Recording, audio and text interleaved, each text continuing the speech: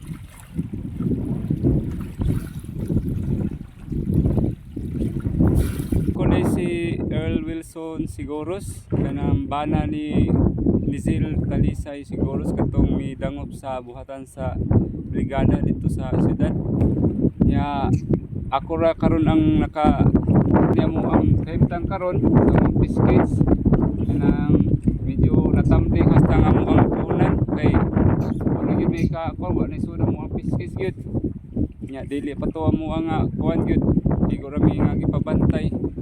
So muhang yung tako ni Ma'am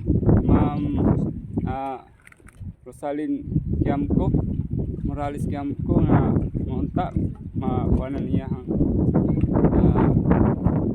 kanang makasabot taon siya sa mga sang kaimtang kay dili ingon ani nga wala ni magkuan og dakong puhunan. So kauban na si Andrew Girong bay tawag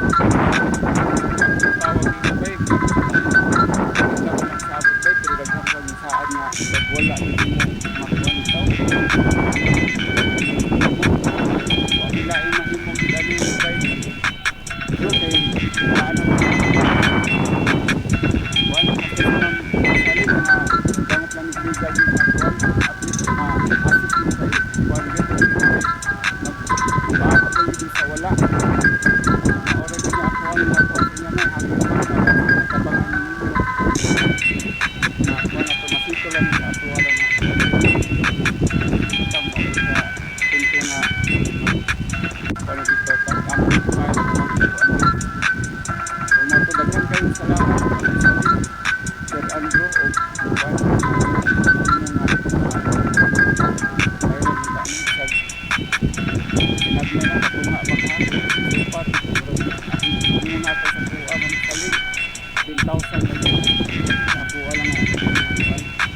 gusto man yung biscuits. Ang kuhan kong biscuit ko rin sir, medyo wala ko yung ikapatulog sir kay ang kami kong bikuan makaharvest ni, mag-load ni dayon nga karon wak man yung mabayari sa i-harvest mo na nga tingga pa ng mga biscuit sir ay auditor nga wak matrabaho trabaho. Kani mo ni. Ako nagpitay ng mga kawayan sir ba. Asa dapit? Tara sila yung kuwan. Mo ni isang returno na ko sir yung pagod na kami uban. Mga ang ako ang budget yan eh patuyok ra gyud nya rolling lang namo ba sa budget sa mong isda ba. Makakita may kuwan. Hangyo si ma'am. Ma'am Rosalyn Morales Campo, ma'am, mohang yung minimum ma'am, basig mo kuan, mohang bisag mo kuan kag tabang si mga kaliwat ma'am. I'm sure nga di magid na mo buwag na to ang kaliwat ma'am, mo kuan gina siya. Depende ra gina sa tuang pagkuan ma'am. Og ngadto kang Sir Andro murag wala naman kay kuan Sir Andro murag si Ma'am Salin naman gid mo after ning matubang kung naami palingonon Sir Andro di mo ka mo pakita namo. Wa ipay mo assist ni Ma'am Salin siguro Sir Andro. Kay kuan bitaw kana mga dinanay sa naimuha dito ka kuan Ma'am Salin kay super sukag nga naningil mi sige wa gyud ka makita gyud sir. Siguro ta sa tawag sir nga saad ra gyud ang imong mahatag namo sir.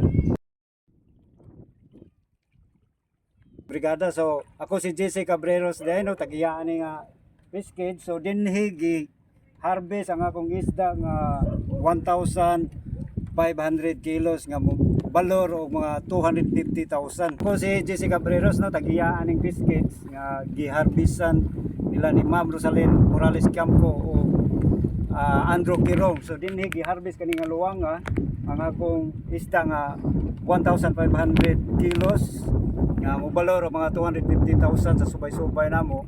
Nga wa mi bayre ni Ma'am, i-harvest akong isda atong October 2024 no last year. So mo ni nga luwanga, so hangtod karon wa pa gyud mi mabayre. So mo ni nahitabo sa among luwang nga wa pa gyud ka bangon kay wa man mi niya bayre. So Ma'am Rosalyn maluhin taon ka namo isip mga Biscuits owner mi diri nga imong giharbisan nga wa gyud nimo bayre. Ma'am, bayre nin taon ni Ma'am para makabangon ko balik sa akong negosyo nga mapaayo ni nako ang akong luwang. Ma'am Rosalyn Morales Campo naot nga maluhin taon ka namo para mapaayo nako at the same time maka start ni og balik sa among negosyo. Ato sir, sa imong hangyo. Na mabayran ang taon ni Ma'am Rosalyn Morales Campo Andrew Kirong para makabalik sa among negosyo at the same time makapaayo ko sa akong kids nga naguba in town no mao na kahimtangan dito giharvest ang akong isda nga almost 1,500 kilos kani. Ma'am Rosalyn, bayarin ang taon ko Ma'am Rosalyn para mapaayo na ako ang akong kids.